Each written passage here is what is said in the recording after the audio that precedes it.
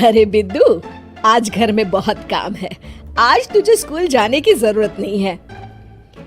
लेकिन दादी, आज तो स्कूल में मेरा टेस्ट है। अरे एक दिन स्कूल नहीं जाएगी तो ऐसी कौन सी तेरी कलेक्टर की पढ़ाई छूट जाएगी। वैसे भी मैं देख रही हूँ आजकल तो बड़ी ढीठ हो गई है। अपनी दादी की बातें सुनकर बिंदु नाराज हो जाती है। तभी उसकी माँ कहती है, अरे बिंदु, इतनी छोटी बात पे मुंह फुलाने की क्या जरूरत है। दादी बिल्कुल सही कह रही हैं। लड़कियों को तो घर के काम काज सीखना चाहिए। अरे बहू, रमेश के लाड़ प्यार ने इसे बिगाड़ रखा है। कम से कम तू तो मेरी बात समझती है। अच्छा, मेरी पूजा का समय हो गया है, मैं पूजा करने जा रही हूँ। इतना कहकर रमेश की माँ वहाँ से चली जाती है। इस तरह बिंदु की दादी और माँ दोनों अक्सर उसे घर के कामों में ही उलझा कर रखते थे। कुछ दिनों के बाद राजू और बिंदु के 10वीं के रिजल्ट्स आते हैं। दोनों बच्चे दादी को अपना अपना रिपोर्ट कार्ड दिखाते हैं। शाबाश मेरे लाल, तू तो बड़े अच्छे नंबरों से पास हुआ है। तभी बिंदु कहती है, दादी मैं भी अच्छे नंबरों से पास हुई हूँ। रमेश की माँ बिंदु को अनदेखा करते हुए कहती है, हाँ हाँ ठीक है, अभी यहाँ खड़ी क्या कर रही है, सुन लिया मैंने। जाकर मेरे लिए चाय बना कर लिया। बिंदु उदास होकर चाय बनाने किचन में चली जाती है। तभी राजू कहता है, दादी मैं क्रिकेट के कोचिंग सेंटर में एडमिशन लेना चाहता हूँ। अरे वाह राजू बेटा, ये तो तूने बड़ी अच्छी बात कही।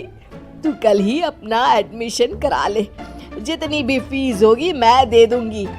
अरे एक दिन मेरा पोता विराट कोहली बनेगा। इस तरह अक्सर रमेश की माँ अपनी पोती बिंदु के साथ दुर्व्यवहार करती थी।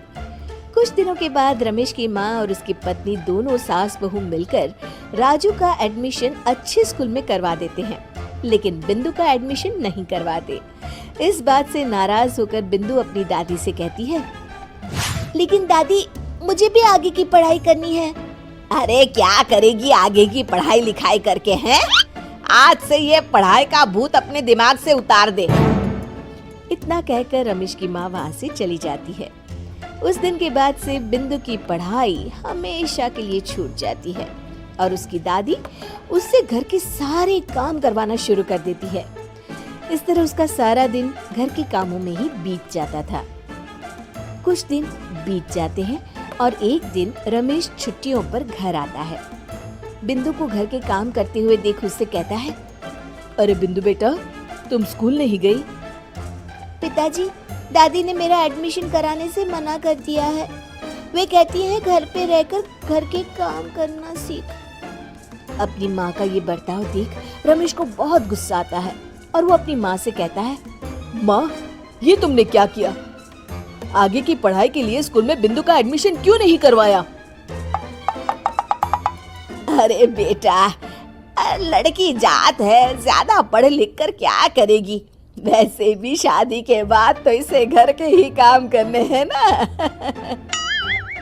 तुम किस जमाने में जी रही हो माँ? अगर कल्पना चावला के घर वाले भी तुम्हारी सोच के होते तो क्या वो पूरी दुनिया में हिंदुस्तान का नाम रोशन कर पाती? इसका स्कूल छुड़वाकर तुम इसका भविष्य बर्बाद कर रही हो, लेकिन मेरे रहते ऐसा नहीं होगा। बिंदु बेटा, कल ही तुम्हारा एक अच्छे स्कूल में एडमिशन करा दूंगा। तुम जितना चाहे उतना पढ़ो। मेरे होते हुए तुम्हें किसी बात की चिंता करने की जरूरत नहीं है। अपने पिता से हौसला पाकर बिंदु खुश हो जाती है और कहती है, जी पापा, मैं खूब मन लगाकर पढ़ाई करूंगी और बड़ी होकर डॉक्टर बनूंगी। ये हुई ना बात, शाबाश मेरी बेटी। शिक्षा, लड़का हो या लड़की, हमें दोनों को आगे बढ़ने का मौका देना चाहिए।